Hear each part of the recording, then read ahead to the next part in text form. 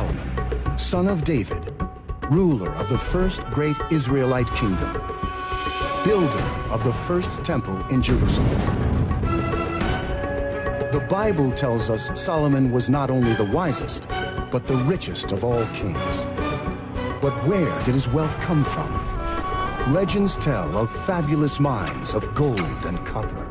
But where were they? Archaeologists have searched for evidence of Solomon and found nothing. So far, there is absolutely no evidence for Solomon outside the Bible. Now, in the deserts of Jordan, mine shafts carved from bedrock 100 feet deep, and the remains of ancient smelting. We have industrial-scale metal production, layer after layer. Are these King Solomon's mines? Are these the bones of his miners? At last, new finds from Solomon's era, ancient cities, and the first evidence of early Hebrew writing, clues to the real world of the great biblical king. The quest for King Solomon's mines, right now, on this Nova National Geographic special.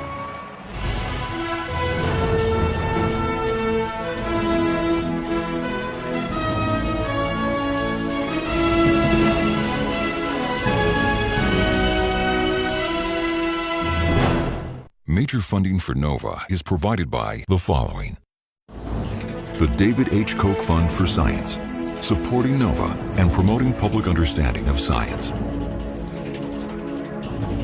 and the Corporation for Public Broadcasting, and by PBS viewers like you. Thank you.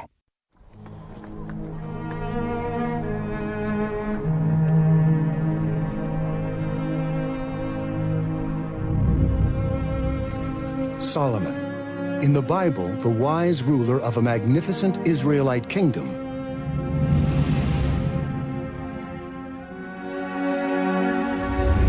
A star on the stage of the ancient Near East. All the world came to pay homage to Solomon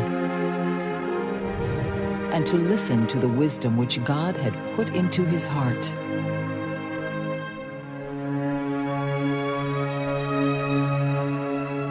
The kingdom created by his father, the warrior King David, under Solomon reached new heights of power and prosperity.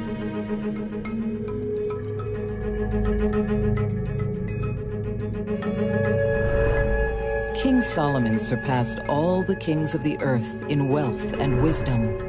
They brought him tribute, silver and gold objects, robes, weapons, and spices. In addition to his vast wealth, the Bible tells us Solomon was a great builder. In Jerusalem, he built the famous Temple of Solomon to house the Ark of the Covenant, spiritual focus of the newly unified Israelite kingdom.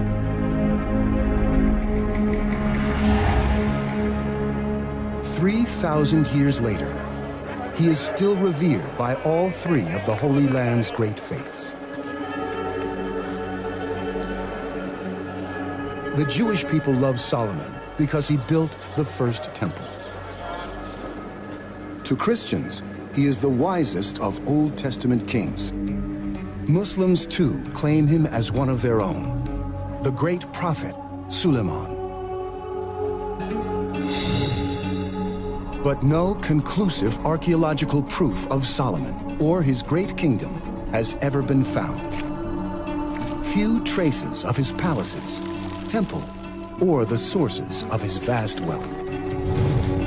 His century, the 10th century BC, remains a mystery. In the 10th century BC, there are things which we know, but it's like a puzzle. Much of the puzzle is dark, and here and there you have lights in the puzzle. Many scholars have questioned whether Solomon was a great king at all. Archaeologists and biblical scholars have been arguing about whether or not David and Solomon were magnificent kings or simple chiefs. If they were great kings, where did they get their wealth? Now, for the first time, a provocative find may help answer this question. Ancient mines their shafts disappearing deep beneath the sands of Jordan. And bodies. Were these the miners? And who was their master? King Solomon's mines were never mentioned in the Bible, but over the centuries became the stuff of legend, popularized by a 19th century adventure story and no less than 3 Hollywood movies. Are these the real King Solomon's mines? Were they the source of the wealth the Bible chronicles? New finds are reshaping our image of the ancient world, giving credence to some of the Bible's historical accounts, but also casting an entirely new light on Solomon's era.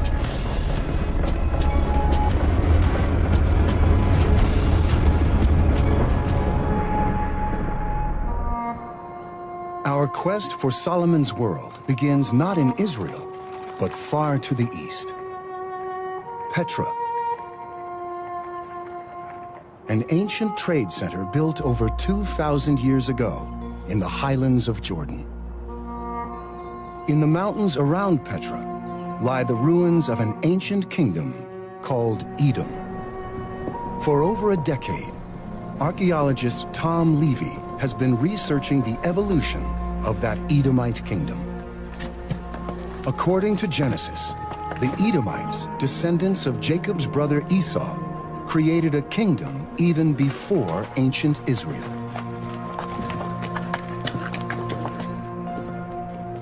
The remains of Edomite settlements cling to the mountaintops and plateaus high above Petra. Tom wants to know about the sources of wealth behind the Edomite kingdom. His search has led him down from the highlands into the baking desert cauldron of the Dead Sea Rift Valley. It was here, in the no-man's land between ancient Israel and Edom, that he discovered the clues he was looking for.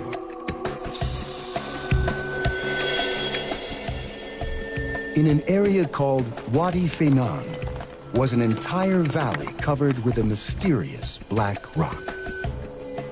This was solidified slag, the waste product of metal smelting, and on a massive scale.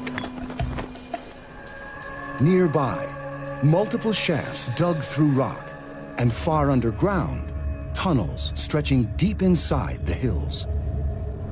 And everywhere, a striking blue-green rock, the unmistakable evidence of natural copper.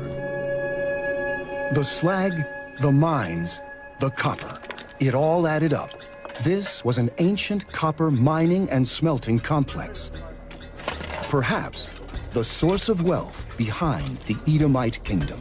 Most scholars had assumed that it was trade routes that stimulated the rise of the Edomite kingdom, but I thought that metal production and mining might be a key factor. The local people called it Khirbet en-Nahas. Khirbet en-Nahas in Arabic means the ruins of copper. As you can see around us, the site is just covered with heaps of black industrial slag. Tom has been excavating this site for almost 10 years.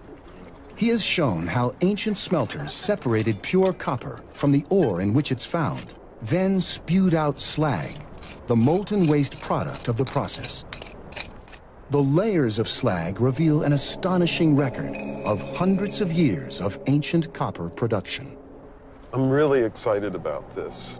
Look, right before us, we have industrial scale metal production, layer after layer, almost like a book, that page by page would reveal the history of metal production at this site. Tom believes that metal production played a key role in the evolution of not only Edom, but of ancient Israel too. For ritual and prestige, weapons and tools, metals helped turn simple agrarian societies into kingdoms.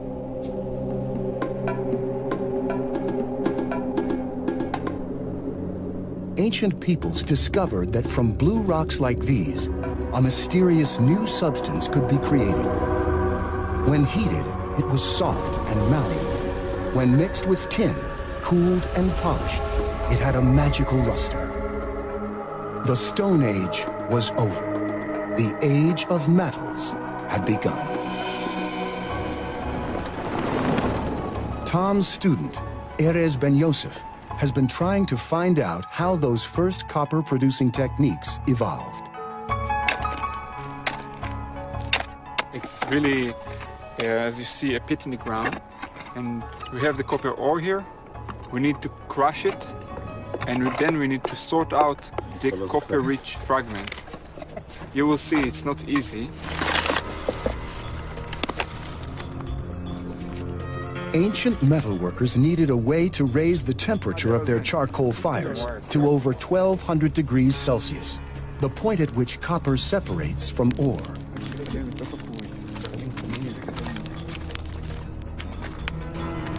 They did that with blowpipes.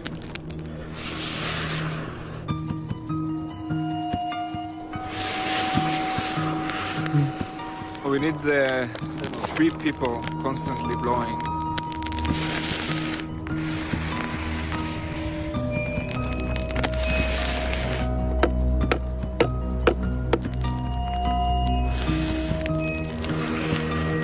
It takes Erez and his friends 2 hours of constant blowing before they see the first signs of smelting. Can you see the blue flame? This is a good indicator that the smelting process is actually taking place.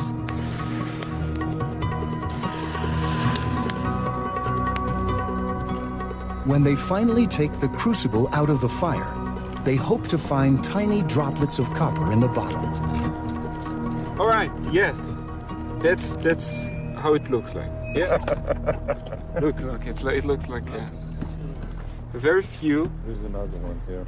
Yeah, it's tiny, but it's metal. It's a copper color. Yeah, so... That's an awful lot of work for very little metal. But for thousands of years, this is how people smelted copper. The difficulty of producing it may have been why it was largely used for ritual objects and ornaments. But that small-scale village production is not what Tom has discovered at Khirbet en Nahas. Over years of excavation, his team from the University of California at San Diego has revealed the remains of a massive operation, a copper-producing factory.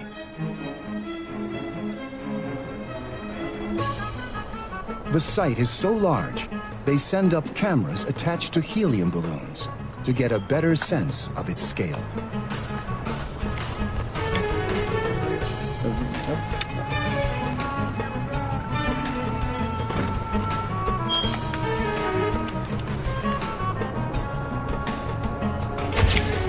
The aerial photos clearly reveal the structures of the ancient factory.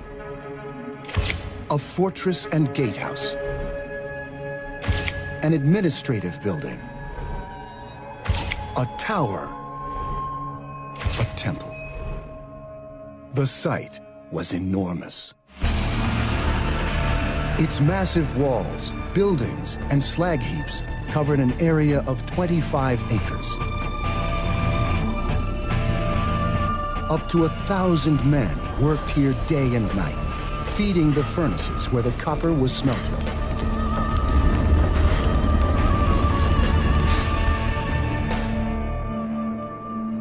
Erez Ben Yosef is excavating one of those smelters. It's like a treasure for us to try and actually reconstruct the technology step by step. At the moment, Erez is unearthing the business end of the smelter, the nozzles, called tuyères, where the air from the bellows blasted into the smelter. It's the nozzle of a bellow pipe. It's just one of the best preserved tuyères we have seen in this area. The nozzle of a bellow pipe may not sound like a great find, but to Erez, it's crucial evidence for the technological innovations that made large-scale smelting possible. We will try to take it out. We can help me from this side. Try not to break them. All right. Okay, that's a nice one. You can see the nozzle, but it's all covered with slag. This was the hottest place in the furnace. You can see even some copper prills in the slag, some actual copper metal.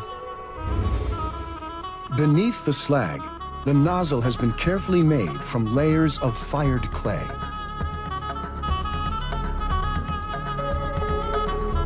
This was necessary for it to withstand the 1200-degree temperatures of the furnace.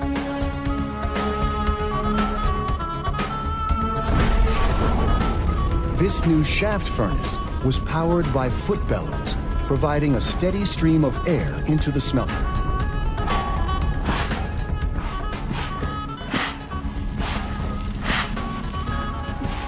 During the second millennium BCE, we have the introduction of this amazing shaft furnace that made this whole copper production process much more efficient.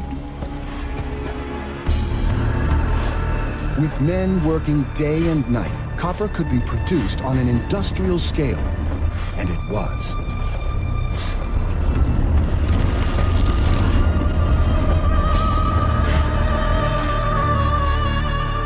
Environmental scientist John Grattan is discovering ancient pollution, a measure of just how intensive this copper production was. I'm using this instrument which measures metals in the environment to see and map where the pollution actually is. It says there is nearly 7,000 parts per million copper just in the small sample I've taken. That's really nearly 7,000 times more than is safe to be in the soil. And as if copper wasn't bad enough, looking down here, I can see extremely high levels, dangerously high levels of lead, zinc, arsenic, and this is just on this one tiny spot.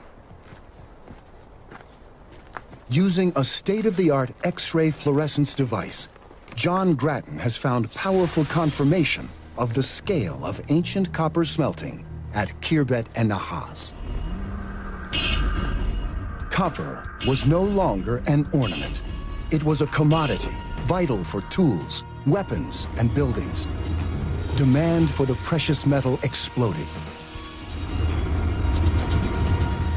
turning the Dead Sea Rift Valley into an industrial powerhouse.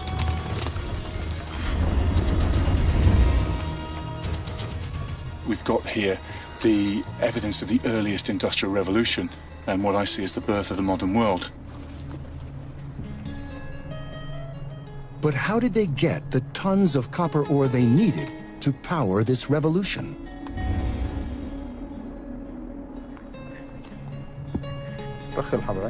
Over 15 mines have been found, cut into the copper-rich hills surrounding Khirbet and Nahas. Project co-director, Jordanian archaeologist Mohammed Najjar, is exploring one of them. During our work here, we find out that the shafts are from 3,000 years ago. Many of the mines were over 100 feet deep to reach the copper seams far below ground. Even with modern climbing gear, the descent is perilous. It's not easy to go down or up. We know that probably ancient miners were inside the galleries, inside the mines for many months. Mohammed and Tom both believe the miners were slaves. This was not the kind of work that anyone would want to do, even for pay. In order to mine on this industrial scale, some sort of forced labor system must have been in existence.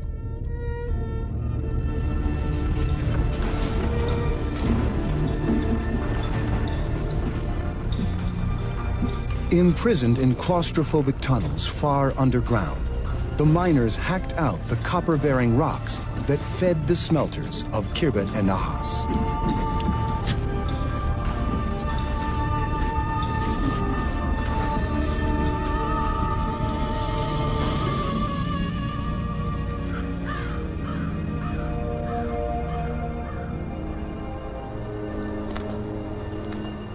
Above ground, camel trains waited to transport the copper ore to the smelting site. Okay, guys, so we're gonna take our ore. To understand the copper ore supply system, Tom Levy is recreating one of those camel trains. We want to try and experiment what it would be like to actually take ore that would have been mined in one of these mines. We've got one right behind me here. And by having these camels and our Bedouin friends helping us, we'll be able to reconstruct that process.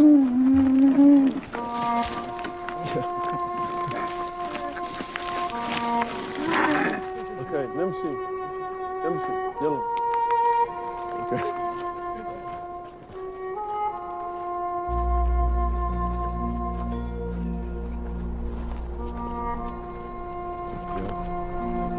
They've discovered that a single camel can carry about 300 pounds of ore. But usually that ore is only 10% copper and 90% useless rock.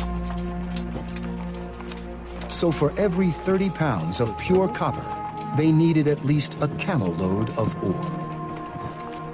That means that 3,000 years ago, ancient camel supply trains like this probably made their way through these same desert wadis every day, all heading for the largest copper smelting site of the Dead Sea Rift Valley, Khirbet and Nahaz.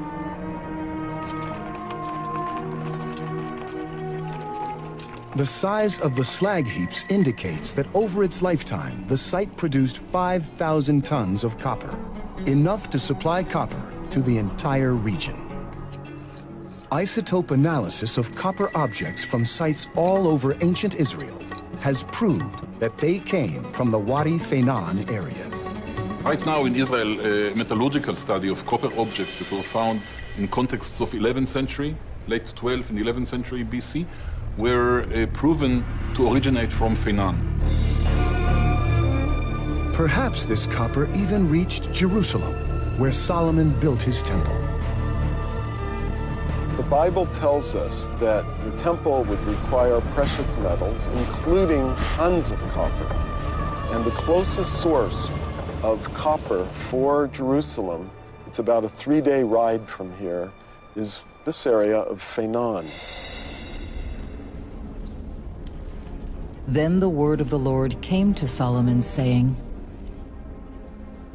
"Concerning this house which you are building, if you keep all my commandments, I will dwell among the children of Israel and will not forsake my people." So Solomon built the temple.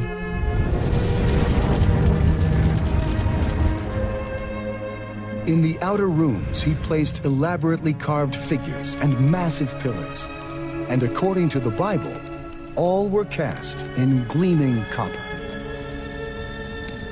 The inner sanctuary he prepared, setting there the Ark of the Covenant of the Lord, and he overlaid it with pure gold.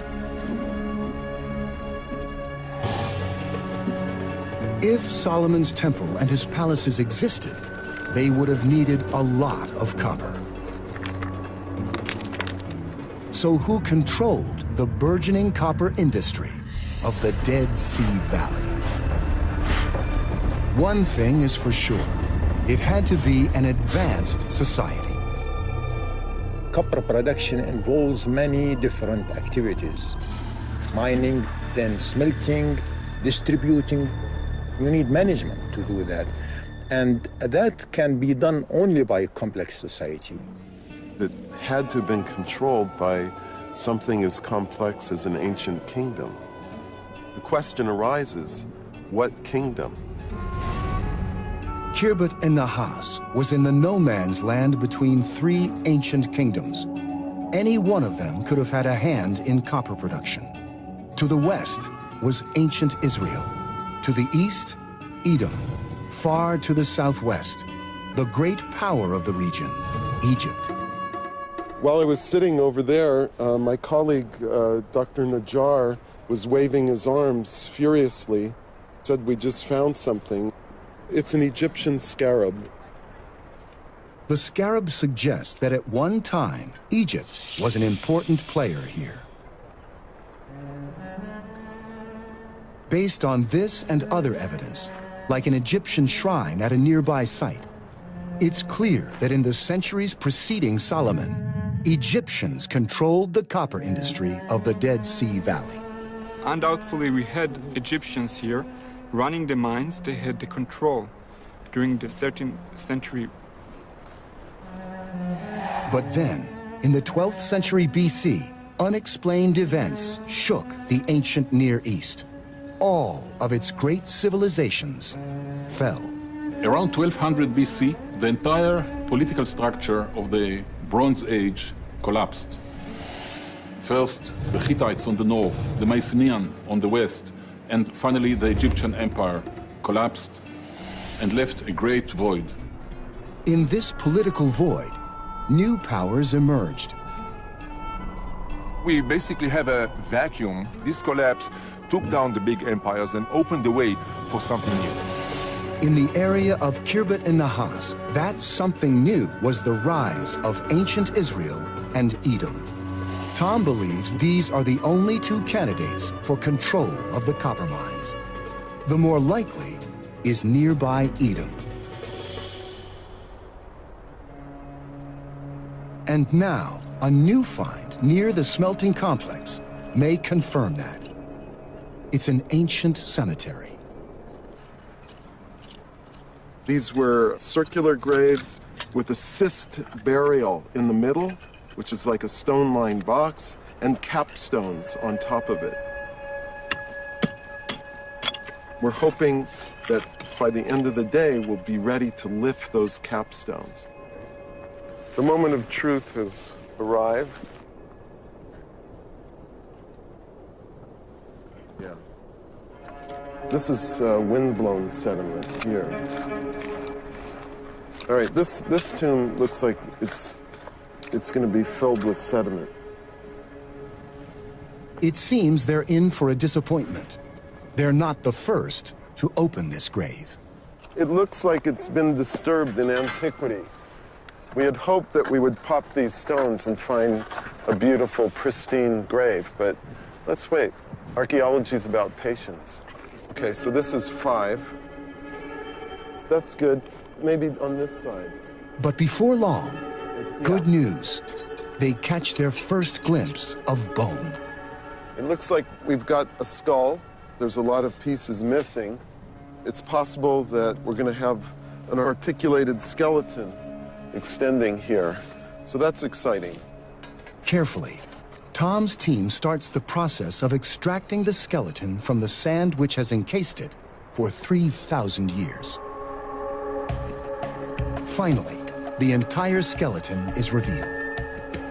This is a fully articulated skeleton in a crouched position, almost a fetal position.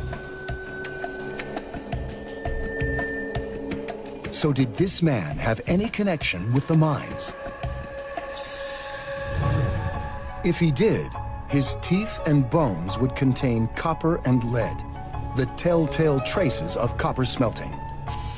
Samples are crushed and dissolved, then analyzed in a mass spectrometer to reveal their chemical composition. The results are compared to skeletons from before the Copper Revolution. Well, the remains from the cemetery have 4 times as much copper and lead content as the prehistoric remains. That may mean that we've identified some individuals that were actually involved in the smelting activity.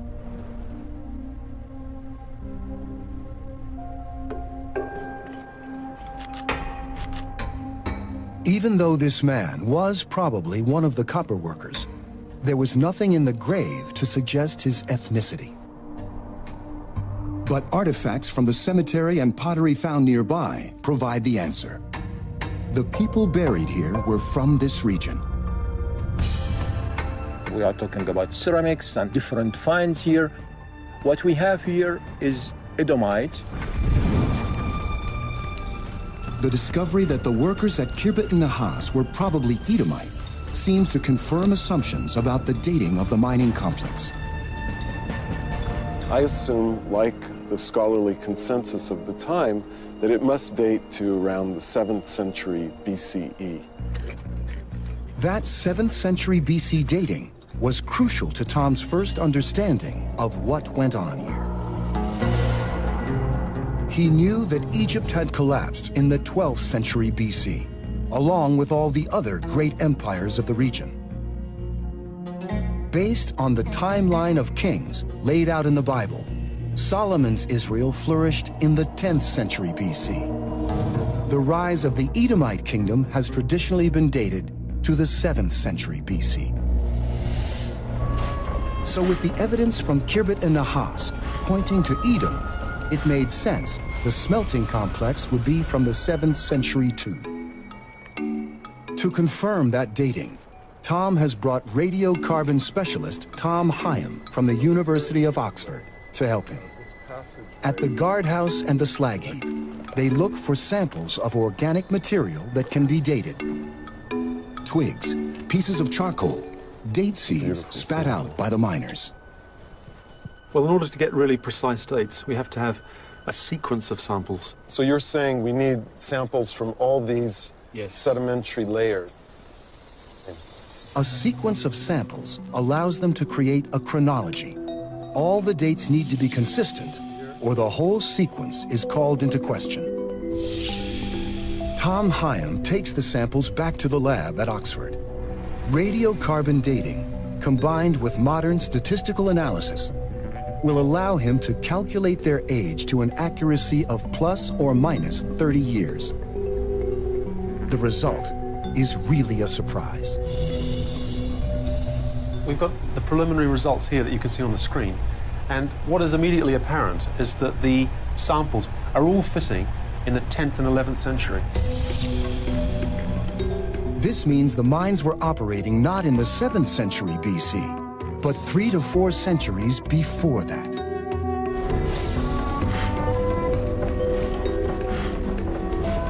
We're able to say with a great deal of confidence now that these sites were operating in the 10th and 11th centuries BC. There's absolutely no question about it. The dating has thrown the team a curveball. According to the well-accepted archaeological chronology, there was no Edomite kingdom in the 11th or 10th century BC that could have controlled these mines. Is this evidence of an earlier Edomite kingdom? If so, it might lend credence to the Bible's accounts of David's campaigns against the Edomites. The Bible tells us that David conquered Edom and established strongholds over the area, like the fortress at Khirbet and Nahas. He stationed garrisons throughout Edom, and all the Edomites became vassals of David. The fortress that we found at Khirbet and Nahas is similar to other fortresses found in ancient Israel. Could it be that David invaded Edom to get hold of its copper? If so, his son Solomon would have inherited these mines. But was the kingdom of David and Solomon advanced enough to control the copper industry of the Dead Sea Rift Valley? The biblical account of Solomon's kingdom makes it sound so huge and powerful that controlling the Dead Sea Rift Valley would have been no problem. And Solomon ruled over all the kingdoms from the Euphrates to the land of the Philistines and to the border of Egypt.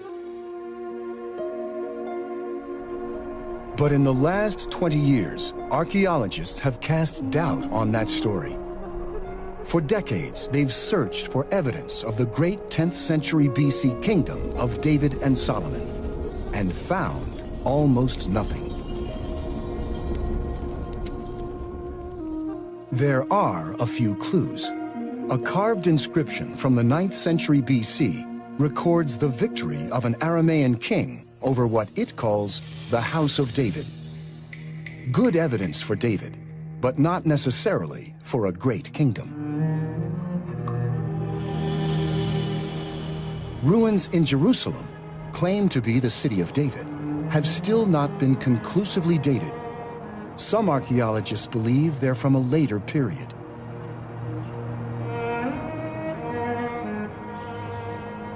The same uncertainties surround the kingdom of Solomon described in the Bible.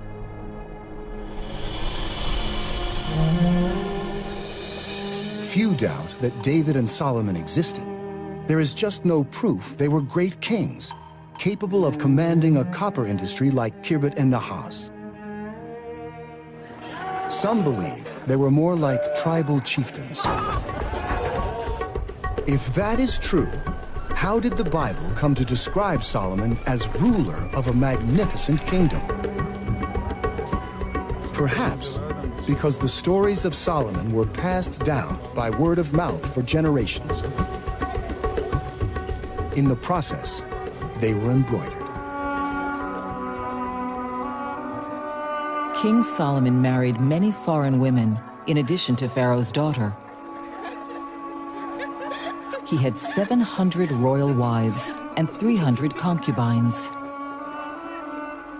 When we read the biblical tradition concerning Solomon, there is no doubt that the text is exaggerating to a huge extent the mentions of the kingdom, the prosperity, all those gold troves in Jerusalem, etc. The fact that Solomon had 1,000 wives. I mean, there was almost 1,000 people living in Jerusalem at that time, so to have 1,000 wives, it would be quite difficult. So, David and Solomon, great kings or tribal chieftains?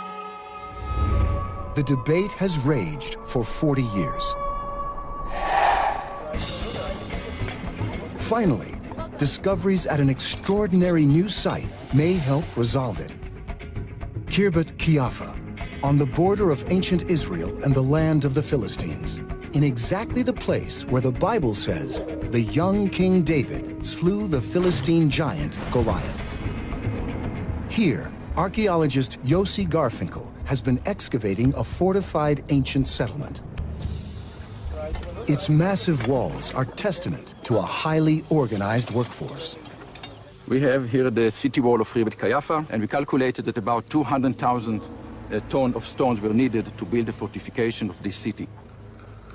This is no tribal encampment.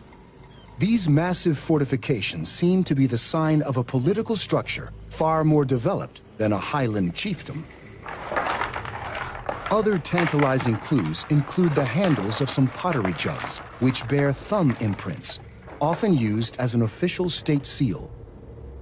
You see here a very nice impression. This is thumb impression made by the potter before the jar went into the kiln to be fired. They were marked, so you know that they are not private jars, but jars belong to the kingdom. Further evidence suggests it was an early Israelite city. Among animal bones found in the rubbish heaps of the settlement, Yossi and his team have noticed an intriguing absence. So these are animal bones, and you can see these are teeth and part of a mandible. And this is sheep or goat. In our site, we have only sheep, goat, and cattle. We don't have pig bones. Philistine settlements are full of pig bones. So could this be a sign that at Qeiyafa, the Israelite taboo on pork was already being observed? When Yossi and his team had organic remains from the site dated, their excitement grew. According to radiocarbon dating, this is from the late 11th, early 10th century BC. So this is really from the time of King David. If Qeiyafa was an Israelite city, it would be the earliest ever found. Another discovery suggests an Israelite site in an even more dramatic way. It was made by a teenager working here on his summer break. When I found it, I thought it was just another piece of pottery. Me and my friend Sanyo were digging up pieces of pottery, lots of them. But among them was this one piece with writing on it, the ostrakon. The ostrakon is a piece of pottery with writing painted on it. It was a nice geometric shape. It was quite strange because usually pottery shards are much smaller and they don't have a geometric shape. Only in the afternoon when it was washed in water, suddenly we saw that it has inscription on it. And then the question is, what is the language? The Ostrakhan is faded and almost illegible. Before Yossi can decipher it, he has to be able to read it clearly. That means sending it to Greg Bierman in Santa Barbara, California, who uses a unique imaging technology.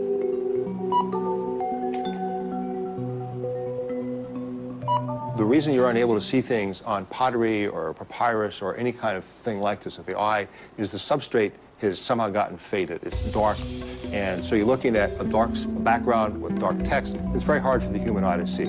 It's, you know, looking for the black cat at midnight situation. The photospectroscopy system takes hundreds of pictures of the Ostrakhan at different wavelengths to find out where the contrast between writing and background is highest. Here's an example taken with 365 nanometers. It's blank. It may as well not even be anything on there. So this shows that in this wavelength, the pottery and the ink basically reflect the same amount of light and you don't see anything. As you go up in wavelength, we're stepping into the blue, and we're now into about 500 nanometers. And you see text is starting to show up. By combining and processing photos taken at many different wavelengths, Greg finally arrives at a clear image of the text.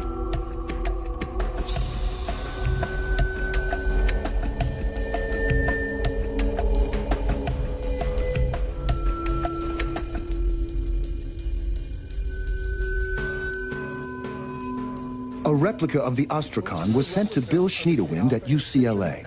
This is really the most important early alphabetic text that we have. You know, frequently when we talk about texts from this time period, there are 3 letters, 4 letters, 5 letters. Here you have 5 lines. The letters are Canaanite, the first alphabetic writing system that would give rise to many others, including Hebrew and our own. But deciphering what the script says is a challenge. To the ancient writing experts working with Yossi in Jerusalem, they seem to be written in a haphazard way, sometimes upside down, sometimes standing up, sometimes on their sides. The A, the Aleph, which is the same as the A, stands here 3 times. One on the legs, the other time on the head, which is the original one, and then on the side. Struggling to piece together the words which the letters form, the experts can hardly contain their excitement. This is definitely a Hebrew word. Al tas, don't do. It started with don't do. They can make out other Hebrew words too. Eved, worship. Shafat, judge. Nakam, revenge. And Melech, king. The writing is Canaanite, but the words are Hebrew. So it's not quite Hebrew script yet, but eventually this script will develop into Hebrew. It makes the Ostrakhan an historic find, a remarkable testament to the birth of Hebrew writing in the process of being systematized. I only can say that I hold in my hand the most ancient Hebrew text so far found. But what everybody really wants to know is, what does it say? בזהות עלה כבר וו. לא, זאת הוו. זאת הוו, ופה בריבוע. פה זה אבות עת. That question is not easy to answer. This is a very difficult inscription. Hebrew was written without vowels. So imagine a poorly preserved vowel-less text. There's a lot of different ways to read a word. It could be a noun, it could be a verb. It's much more problematic than I think most people realize. Haggai Mizgav is cautious.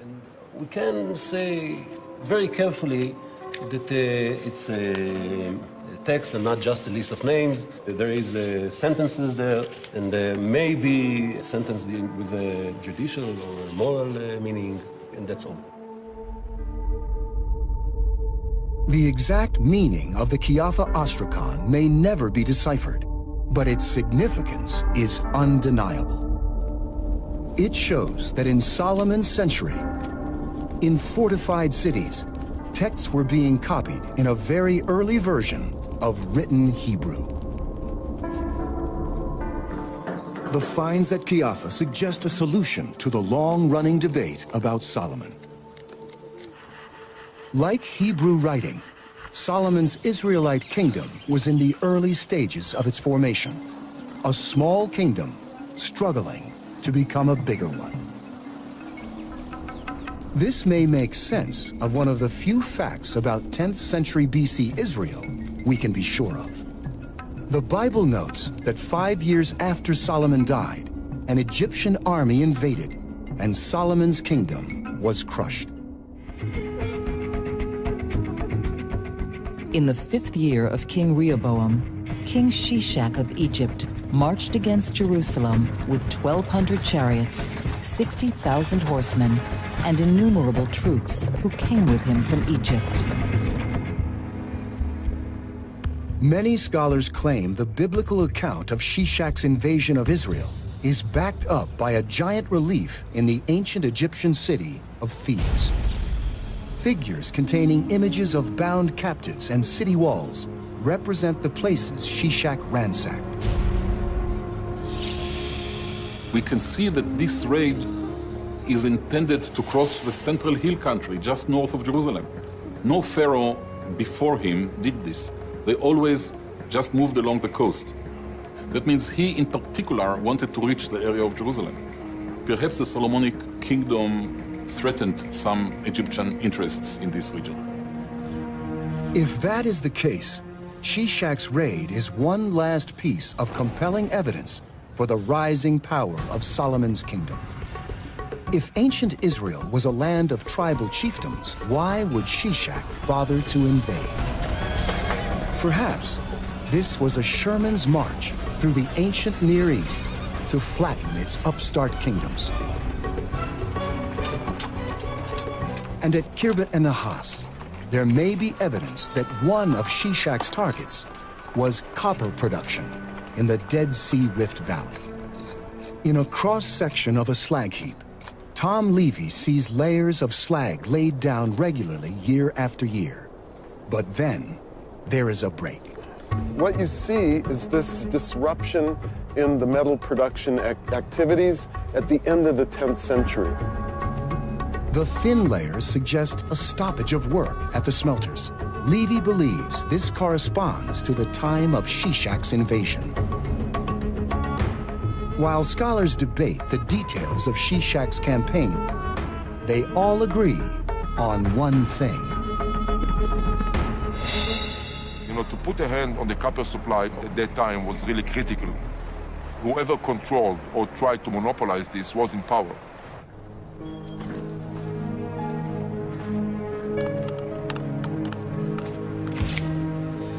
So were these King Solomon's mines?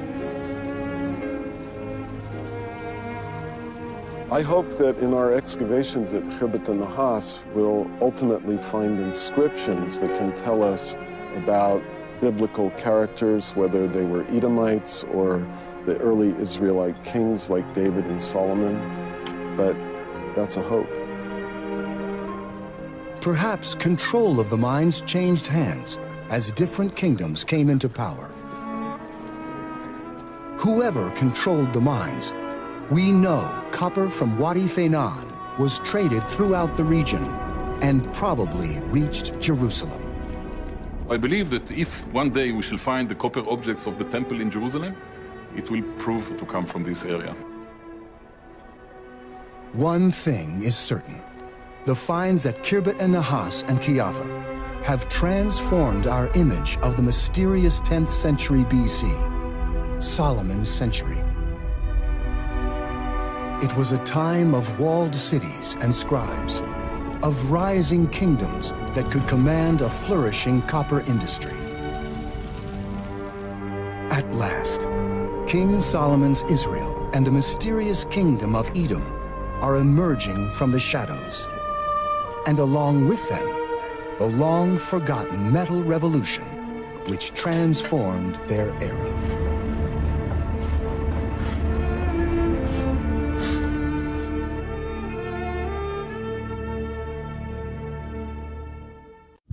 The exploration continues on NOVA's website, where you can stream this program online. See how NOVA reconstructed Solomon's temple using clues from the Bible, and learn how the Bible itself may have been written. Investigate ancient worlds with interactives, expert interviews, teacher resources, and more. Follow NOVA on Facebook and Twitter, and find us online at pbs.org.